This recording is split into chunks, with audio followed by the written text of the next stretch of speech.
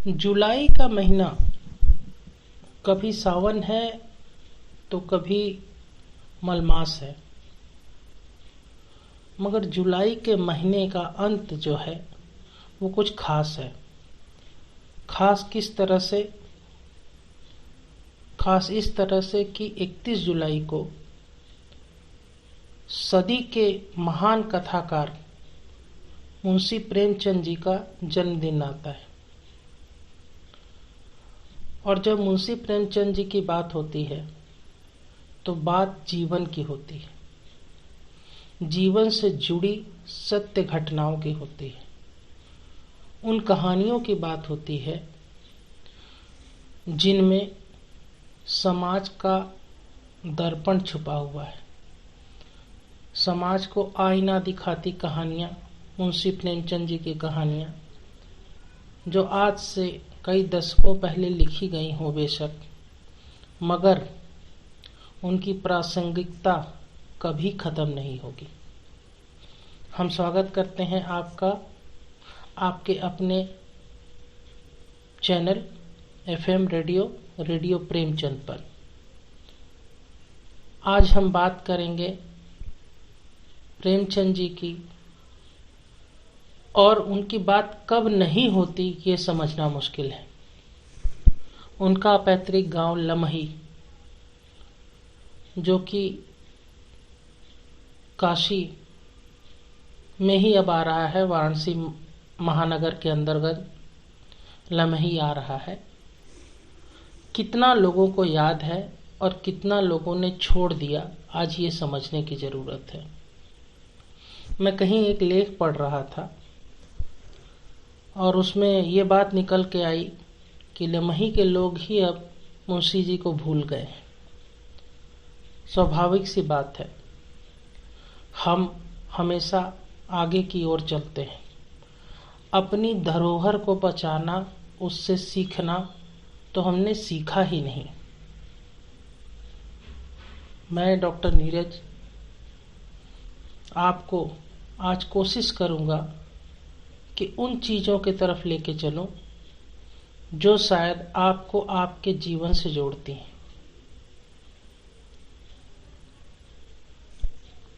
मुंशी जी को प्रस्तुत है मेरी ये रचना ऊंचाई। जिंदगी से दूर जिंदगी की तलाश में रहते हैं, जिंदगी से दूर जिंदगी की तलाश में रहते हैं। हम अपने गांव को छोड़ शहर में रहते हैं।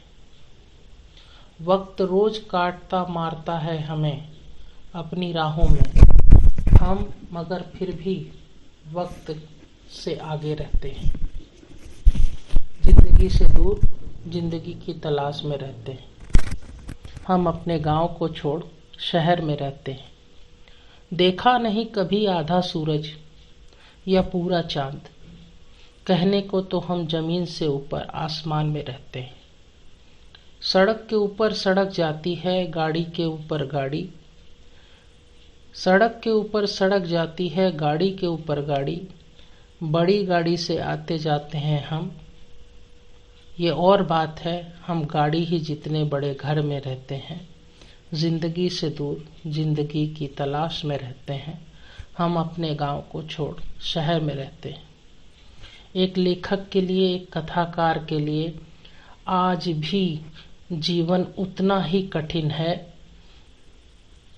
जितना आज से कई दशकों पहले मुंशी जी ने जिया था। एक तस्वीर उनकी कई जगह पे दिख जाएगी आपको, जिसमें वो फोटो खिंचा रहे हैं, लेकिन उनके पाँव के जूते फटे हुए हैं। ये हकीकत बयान करता है कि साहित्य की ओर बढ़ने वाले को कमर्शियलाइजेशन की समझ नहीं हो पाती है, और दुनिया हर युग में, हर सदी में कमर्शियलाइजेशन यानी संपत्ति का सुख लेने की ओर ही बढ़ती है। साहित्य जो कि जीवन का दर्शन कराता है, जीवन का सुकून आपको देता है, उसके ओर लोग कितना और क्या ध्यान देते हैं ये जग जाहिर है। मेल मिलाप हम सारे लोग करते हैं, लेकिन उस मेल मिलाप में हम क्या चाहते हैं, ये समझने वाली बात है। और मेल मिलाप की बात चली है तो ये रचना भी आपको प्रस्तुत करता हूँ। कुछ लोग जमा हुए और भीड़ बन गए, मिले भी बटे भी, जो मिले वो भी बटे, आखिर सब बट ही गए। कुछ लोग जमा हुए और भीड़ बन गए, मिले भी बटे भी, जो मिले वो भी बटे, आखिर सब बट ही गए। एक विश्व कई देशों में बटा, एक देश कई राज्यों में, एक राज्य कई कस्बों और गांवों में, बढ़ते बढ़ते घर की चारदीवारी में समा गया। कुछ अलग भी हुआ, व्यक्ति जो अकेला था जो परिवार बना, व्यक्ति जो अकेला था वो परिवार बना। घर जो छोटा था बड़ा हुआ गांव शहर से, गांव शहर बढ़ते बढ़ते देश तक पहुंचा और फिर बट गया। प्रश्न यह है कि बटे क्यों सब? क्या बोझ ज़्यादा था या सोच कम थी? यकीनन कारण कई, पर नतीजा एक ही कि सब बट गए। प्रश्न यह था कि बटे क्यों सब? क्या बोझ ज़्यादा था या सोच कम थी? यकीनन कारण कई, पर नतीजा कि एक कि सब बट गए। खैर आओ चलो मिलाए हाथ कि तुम भी बटे और हम भी, शायद ये हाथ कुछ तो जोड़ दें, शायद ये हाथ कुछ तो जोड़ दें। कुछ लोग जमा हुए और भीड़ बन गए, मिले भी बटे भी, जो मिले वो भी बटे, आखिर सब ही बट गए। खैर आओ चलो मिलाए हाथ कि तुम भी बटे और हम भी, शायद ये हाथ कुछ तो जोड़ दें। मुंशी प्रेमचंद जी की कहानियों में जो बात रही है वो ये है कि वो कहानियाँ आपको अभाव में भले जीती हुई नजर आए, लेकिन उन कहानियों का जो सार है वो है सर्वप्रेम, सार्वभौमिकता और सबका भला। उस समय के समाज का वर्णन समझिए जब देश आज़ादी की लड़ाई लड़ रहा था। हमारे पास अपना कहने को कुछ भी नहीं था, हम गुलाम थे। और गुलाम भारत में अपनी सोच को आगे लेके चलना, अपनी लेखनी को बढ़ाना, एक संत ने कितना बड़ा साहस दिखाया होगा, जिस पर नमन करना जरूरी है। साहित्य की महफिलों में लोग बात करते हैं, लोग खड़े हो जाते हैं। आप किसी से भी पूछिए कि आपने किसको पढ़ा है तो शायद 3-4 जो नाम लिए जाए उनमें मुंशी प्रेमचंद जी का नाम जरूर होगा। मगर क्या प्रेमचंद जी ने जो गढ़ा था उसको आपने वाकई में पढ़ा है? 31 जुलाई को उनके जन्मदिन के दिन तमाम प्रशासनिक अमला, लेखकों का हुजूम और प्रेमचंद के प्रशंसक उनके गांव पहुंचते हैं, अपनी श्रद्धांजलि अर्पित करते हैं। साथ ही यह समझने की कोशिश करते हैं कि लम्हे में प्रेमचंद जी की स्मृतियां किस तरीके से सुरक्षित रखी गई हैं। लेकिन कहीं न कहीं सब एक निजी प्रयोजन का ही हिस्सा होता है। जो लेखक अभाव में रहा, अभाव में चला गया, उसके भाव को कितना हमने समझा और क्यों नहीं समझा, ये भी समझने की ज़रूरत है। आप बने हुए हैं हमारे साथ रेडियो प्रेमचंद पर। आज हम बात कर रहे हैं मुंशी प्रेमचंद जी के जन्म दिवस की और उनकी सार्वभौमिकता जी की। 31 जुलाई को हर साल उनका जन्म दिवस आता है। हम बात ये कर रहे हैं कि उन्होंने इतना कुछ किया अपने समय में, जब अभाव में पूरा देश जूझ रहा था, कि आज उनके लिए समर्पित है एक रेडियो चैनल, रेडियो प्रेमचंद, जो कि आपको सुनना चाहिए। यहाँ पर वो बातें हम करते हैं जो आपके जीवन का हिस्सा है। उनके गांव को जाइए कभी अगर आपको मौका मिले। काशी में महादेव का वास है। महादेव सबके देव हैं और महादेव के काशी में ही लमही गांव है, थोड़ा सा दूर पे उनके मंदिर से जाइए, आपको पता चलेगा कि एक पुजारी वहां भी बैठा है जिसने आपको जीवन का सार दिया कि किस तरह से लोगों को लोगों से मिलना चाहिए, लोगों को लोगों के लिए खड़े होना चाहिए। हर सभ्यता में लोगों को सच का पता बताना होता है, क्योंकि सच का पता लोग न मालूम करना चाहते हैं और न सच किसी को सुनना पसंद है। जब सच के पते की बात निकली है तो आपको ये समर्पित है कुछ पंक्तियां। सच का पता। सच कहा है किसी ने, जो होता है अच्छा होता है। बेवकूफ है वो इंसान जो बुरे वक्त को रोता है। सच कहा है किसी ने, जो होता है वो अच्छा होता है। वक्त आया बुरा तो जानिए जनाब, कई गहरे दबे राज खुल जाएंगे। सांप से लिपटे रहने वाले दोस्त अपनी असली नस्ल दिखाएंगे। वक्त आया बुरा तो जनाब जानिए, कई गहरे दबे राज खुल जाएंगे। सांप से लिपटे रहने वाले दोस्त अपनी अलग नस्ल दिखाएंगे।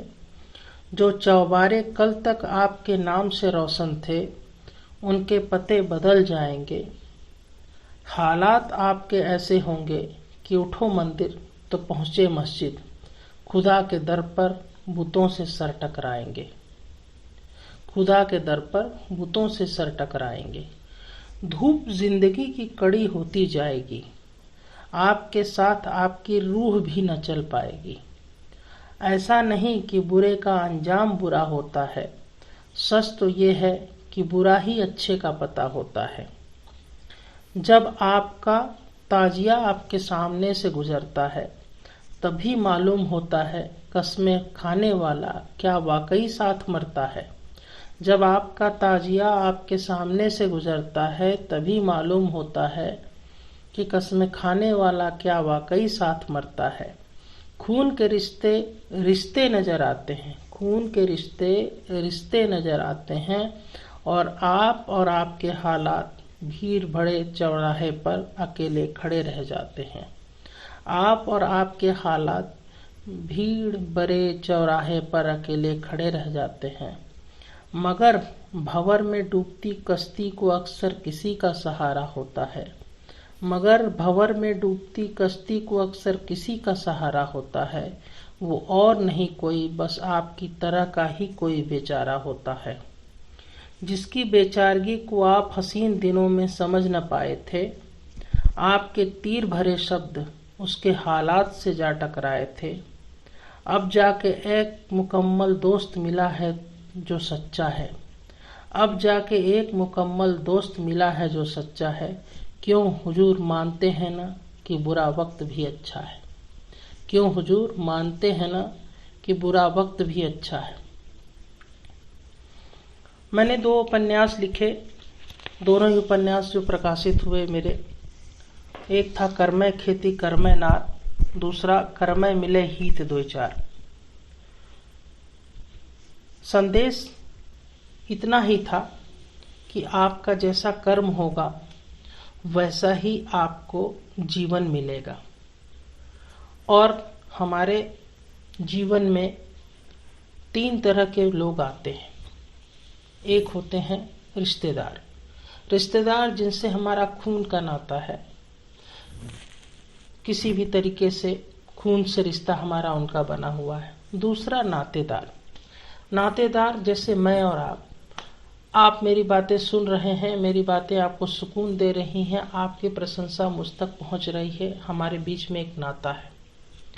लेकिन हित वो एक ऐसा व्यक्ति है जो जीवन में सच्चा मायना देता है, आपको आपका मायना बताता है, आपके ऐसे वक्त में काम आता है जब आपके साथ कोई खड़ा ना हो सकता है आपकी अर्धांगिनी या आपका पति, आप अगर पत्नी है तो आपका पति, लगता हो कि आपके साथ बहुत दूर तक सफर करेगा, लेकिन नहीं, शायद किसी मोड़ पर वो भी साथ छोड़ दे, और तब शायद आपकी माँ आपके साथ खड़ी हो जाए हित बन के, शायद आपके पिता आपके साथ खड़े हो जाएं हित बन के, या आपका कोई मित्र आपके साथ हित बन के खड़ा हो जाए, वो जो आपको अंधेरे से आगे लेके जाएगा। प्रेमचंद जी की कहानियाँ वो हित हैं जो आपका अहित नहीं होने देती। वो आपको बताती हैं कि जाग जाओ, सोने का समय नहीं है, और सवेरा कहाँ कहाँ है ये आपको वो बताती हैं। सवेरा कैसे आएगा ये भी आपको बताती हैं। आपको पढ़ना चाहिए, आपको सुनना चाहिए, और आपको खुद में भी गढ़ना चाहिए। जीवन में हर कोई प्रेमचंद बन सकता है। चंद प्रेम की बातें कीजिए, आप खुद ही प्रेमचंद बन जाएंगे। दुनिया को समझिए, दुनिया के साथ चलिए, दुनिया का साथ दीजिए। जीवन में बहुत सारी चीजें गलत हो रही हैं, देश में, समाज में, राजनीति में। इन सब से अगर बाहर निकलना है, अपने आप को समझना है, तो प्रेम चंद बनिए। चंद प्रेम की बातें कीजिए। जैसा मैंने आपसे कहा, वही बात दोहराऊंगा कि जीवन एक ही बार मिलता है, दूसरे बार नहीं मिलेगा, और दूसरे बार मिले तो जाने किस योनि में मिले, आपको बातें याद हो ना हो। जीवन में हम लोग बड़े से बड़ा बनना चाहते हैं और चमत्कार की उम्मीद करते हैं। चमत्कार ही तो है, चमत्कार ही तो है। ये भी सुन ही लीजिए कि मैं कल एक बड़े से मिला, वो जो सबसे बड़ा था। मैं कल एक बड़े से मिला, वो जो सबसे बड़ा था। फिर दोनों कुछ दूर चले गुरु चेले बनकर। फिर दोनों कुछ दूर चले गुरु चेले बनकर। अचानक राह रुक गई, और जो अब तक बड़ा था वो किसी और बड़े के पीछे खड़ा था। अचानक राह रुक गई, और जो अब तक बड़ा था वो किसी और बड़े के पीछे खड़ा था। यही कहानी तो सीढ़ी कहती है, जो एक के बाद एक बड़े तक पहुंचते रहती है। कभी सीढ़ी काबिलियत से तनती है तो कभी सीढ़ी चापलूसी से बनती है। कभी सीढ़ी काबिलियत से तनती है तो कभी सीढ़ी चापलूसी से बनती है। रोजगार सबको सब तरह का मिला पड़ा है। यहाँ हर बड़े से कोई न कोई बड़ा है। यहाँ हर बड़े से कोई न कोई बड़ा है। बनारस अपनी पहचान बदल रहा है। बनारस भक्ति और शक्ति के बीच का संतुलन बना रहा है। बनारस में लम्ही कहीं दूर खड़ा है, जो देख रहा है सब बदलते हुए। आज भी लम्ही शायद वहीं ठहरा है। हाँ, ये और बात है कि बिल्डरों की निगाह लम्ही पर पड़ गई है, लेकिन प्रेमचंद तो दिलों में बसते हैं। दिलों से बाहर नहीं निकलेंगे, वो दिलों में समाये हुए हैं। पढ़िए, समय है पढ़ने का, समय है सुनने का। अच्छी चीज़ों पर ध्यान दीजिए। ब्रेकिंग न्यूज़ के ज़माने में आपको खुद को शांति देनी होगी, क्योंकि आपकी अशांति के लिए बहुत सारे उपाय आप खुद किए बैठे हैं। व्हाट्सएप पर, फेसबुक पर, इंस्टाग्राम पर रात रात भर जागते हैं। जाने क्या है जिसको आप ढूंढते हैं। क्या बदल जाएगा? आपकी रोजी रोटी तो वैसे ही है जैसे आपके कर्म हैं। फिर क्या कर रहे हैं? क्या ढूंढना चाहते हैं? अरे हुजूर, बाहर निकलिए, थोड़ा इनसे, थोड़ा साहित्य की तरफ भी आइए। साहित्य देखिए, एक व्यक्ति कितनी सारी चीजें आपके लिए करके गया है। रेडियो प्रेमचंद पर हम आपको प्रेमचंद जी से मिलाते रहेंगे और चंद प्रेम की बातें बताते रहेंगे। सब्र आपको करना होगा, सुनना होगा, समझना होगा, और जब समझिएगा तो खुद को बदला हुआ पाइएगा।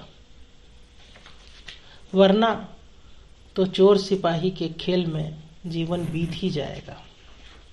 बात जब चोर सिपाही की निकली है तो एक जज की आत्मकथा आपको सुना देता हूँ। एक जज की आत्मकथा। मैंने पूछा चोर से क्यों क्या सजा दूं। मैंने पूछा चोर से क्यों क्या सजा दूं। चोर हतप्रभ होकर देखता रहा, फिर कुछ संभल कर पूछने लगा, क्या साहब आपका भी कोई रेट है तो बोलिए ना। मैं वैसे भी परेशान हूँ कि आज 20 सालों में पहली बार आप तक पहुँचा, वरना मामला तो पहले ही निपट जाता था। मैंने पूछा चोर से क्यों क्या सजा दूं। चोर हतप्रभ होकर देखता रहा, फिर कुछ संभल कर पूछने लगा, क्या साहब आपका भी कोई रेट है तो बोलिए ना। मैं वैसे भी परेशान हूँ कि आज 20 सालों में पहली बार आप तक पहुँचा, वरना मामला तो पहले ही निपट जाता था। मेरी बुद्धि पर एक बड़ा सा प्रश्न उभर आया था। क्या मैं कोई अनर्गल प्रताप कर गया था? क्या मैं कोई अनर्गल प्रलाप कर गया था? फिर भी संयत होकर मैं दहाड़ा, ऐ पापी क्या उत्पात फैलाता है, विस्तार से बोल तू क्या समझाना चाहता है। मैंने चोर से कहा कि ऐ पापी क्या उत्पात फैलाता है, विस्तार से बोल तू क्या समझाना चाहता है। प्रत्युत्तर तो उसका भी शानदार था, वाकई जवाब जानदार था। बोला, साहब ये जो लंबी लाठी और गोलांबर धारण करने वाले हैं, ये आपको ही अपना माई बाप बताते हैं। आपके नाम पर ही तो हमें ससुराल का भय दिखाते हैं। ससुराल यानी जेल। बोला, साहब ये जो लंबी लाठी और गोलांबर धारण करने वाले हैं, ये आपको ही अपना माई बाप बताते हैं। आपके नाम पर ही तो हमें ससुराल का भय दिखाते हैं। प्रभु आपके ही दर्शन से तो हमें बचाने का लाभ उठाते हैं। तो फिर बताइए ना, जो मैं सीधे आपको ही भेंट अर्पण करूं तो क्या हर्ज है। भारतीय नागरिक का तो टैक्स देना फर्ज है। मेरी कलम थक चुकी थी। निगाह न जाने क्यों झुकी झुकी थी। सोचा फैसला क्या देना, जब फैसला अपने आप होता है। ऐ मेरे चोर भाई, ये ले मेरा वोट, ले जा कि तू ही समाज का नेता है। राजनीति अपनी गति से चलती रहेगी। राजनीति में धुरियां बदलते रहेंगी, चेहरे बदलते रहेंगे, उसके मायने बदलते रहेंगे, लेकिन जीवन में राजनीति नहीं होनी चाहिए। आपके और हमारे प्रेम में राजनीति नहीं होनी चाहिए। प्रेम सब जगह है, खुद को प्रेम करना शुरू कर दीजिए। देखिए आपको हर जगह प्रेमचंद मिल जाएंगे और हम आपके लिए दोबारा रेडियो प्रेमचंद पे आएंगे। आपका दोस्त, आपका होस्ट डॉक्टर नीरज कुमार चतुर्वेदी को इजाज़त दीजिए। बात अच्छी लगी तो मुझसे ही बात कीजिए, हमें लिखिए। हमारे YouTube चैनल पे, हमारे FM पे, आप कहीं भी हमसे जुड़ सकते हैं। हम आपके संदेशों का इंतज़ार करेंगे और इंतज़ार करेंगे कि आप अपने अंदर के प्रेमचंद को भी पहचानें और दुनिया को उससे मिलवाएं। जान लीजिए दुनिया को अच्छी चीज़ों की बहुत ज़रूरत है और साहित्य एक वो ऐसी भेंट है जो कभी मरता नहीं है। कोशिश कीजिए कि आज के बाद आप अगर किसी को कोई उपहार दे रहे हैं तो एक साहित्य की किताब दीजिए, किसी की भी लिखी हुई हो, लेकिन अच्छी रचना पढ़ने और गढ़ने का सबको हक है। आपका अपना डॉक्टर नीरज।